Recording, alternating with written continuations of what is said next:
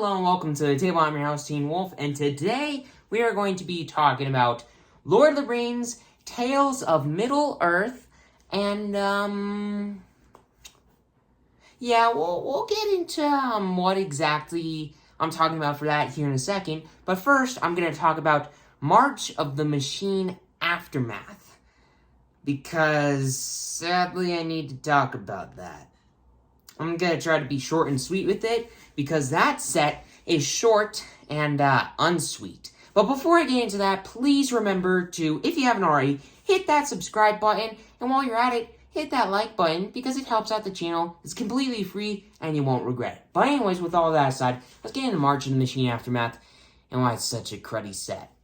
So March of the Machine Aftermath, I've been putting off this video for a while now, because I really don't want to talk about it. But I'm going to talk about it. And I'm going to talk about another thing I don't like. So this is the stuff I don't like video. So if you're not into that kind of stuff, just stop watching. But, March of the Machine Aftermath is, bulk rares. Nothing but bulk rares. Nothing you will ever give two about. It's just... Here's the thing that I have about March of the Machine Aftermath. March of the Machine Aftermath is a supplementary set. Wizards' first attempt at a supplementary set. Every other TCG I have ever heard of that's done supplementary sets, such as Flesh and Blood, when they do a supplementary set, they make it in a way to where it has similar, mechanics and strategies and whatnot to the prior set, because a supplementary set is supposed to help support the prior set. That is why it's a supplementary set.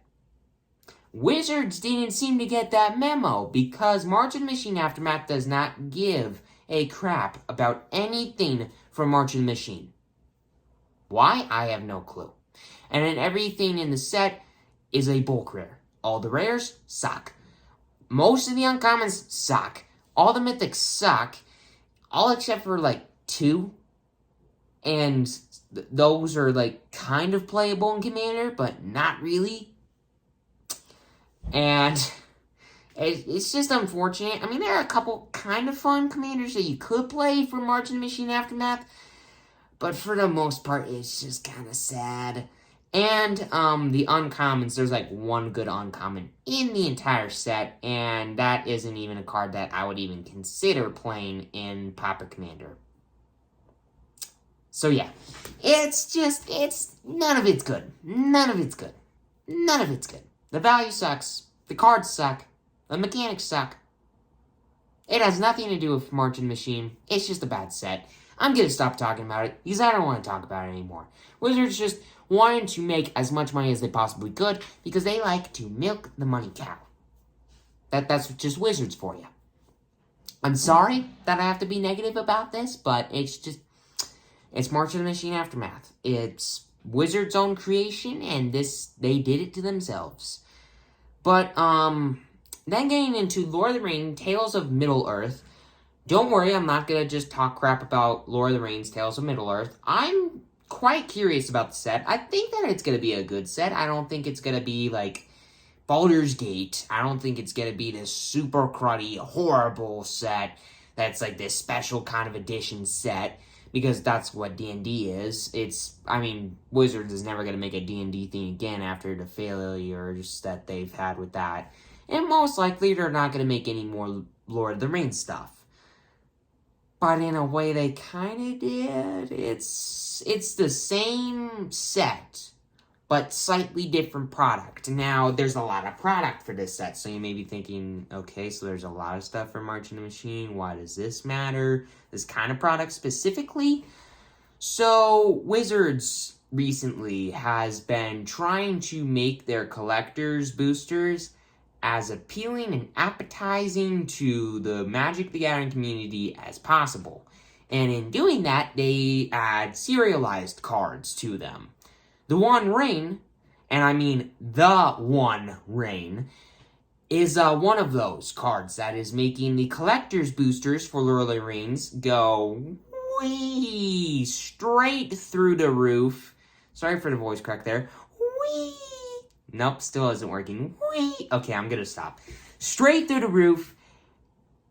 And their prices are just way too high. It's all for this one card that's supposedly going to be this $1 million card. There's only one copy of it. It's rarer than Black Lotus.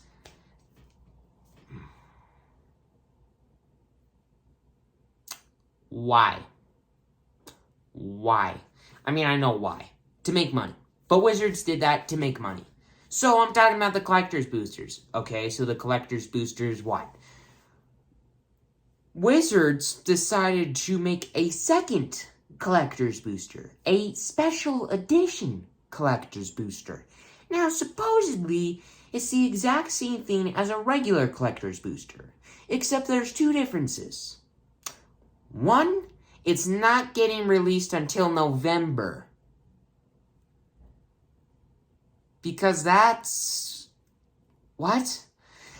And two, it's got every single card from Lord of the Rings in it, except the One Ring. The One Ring. So, why is Wizards doing this? I just learned about this today. I don't know anybody else. I asked around my local game stores, my LGSs, friends, lots of people.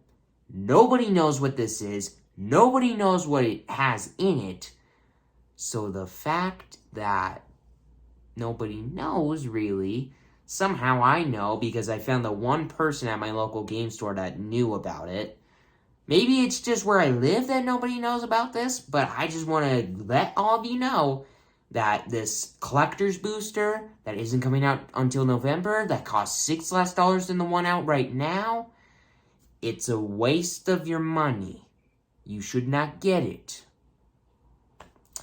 For a couple of different reasons. One, this set might be a complete failure, and it just makes it that much more pointless to get because the point of a collector's booster is to get value.